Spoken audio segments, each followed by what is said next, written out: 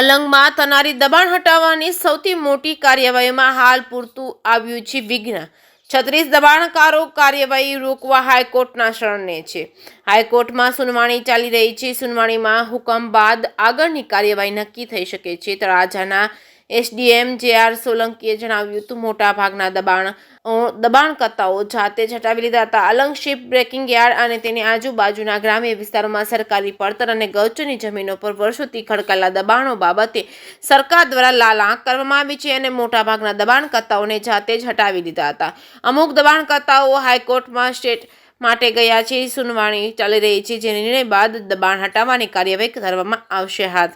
આ અંગે તળાજાના પ્રાંત અધિકારી જે.આર. સોલંકીએ જણાવ્યું હતું, અલંગ અને આજુબાજુના ગામોને લગતી સરકારી પડતર અને ગૌચરની જમીનો પર ગેરકાયદેસર દબાણો છે। આવા તમામ દબાણોની ચકાસણી કરી નાખવામાં આવી અને સર્વેની કામગીરી પૂર્ણ થઈ ચૂકી છે। 25મી નવેમ્બરને સોમવારથી પોલીસ સુરક્ષા સાથે દબાણ હટાવવાની કામગીરી શરૂ કરવા માટેની સંપૂર્ણ તૈયારી થઈ ચૂકી છે। આ દબાણ હટાવવાની કામગીરીમાં પોલીસ વિભાગમાંથી એક પીઆઈ, એક પીએસઆઈ, 73 જેટલા એએસઆઈ, હેડ કોન્સ્ટેબલ તેમજ કોન્સ્ટેબલ સહિત કુલ 75 પોલીસ સ્ટાફ તૈનાત રહેશે તેમજ એક હિટાચી મશીન તેમજ 7 જેસીબી, 9 ટ્રેક્ટર, 20 મજૂરો, ફાયર ફાઈટરની ટીમ તેમજ એક એમ્બ્યુલન્સ મેડિકલ ટીમ સાથે પીજીવીસીએલના 8 કર્મચારીઓ તેમજ 2 વિડીયોગ્રાફર તેમજ તળાજા મામલતદાર કચેરીના 20 જેટલા અધિકારીઓ કર્મચારીઓ સ્થળ પર હાજર રહ્યા હતા।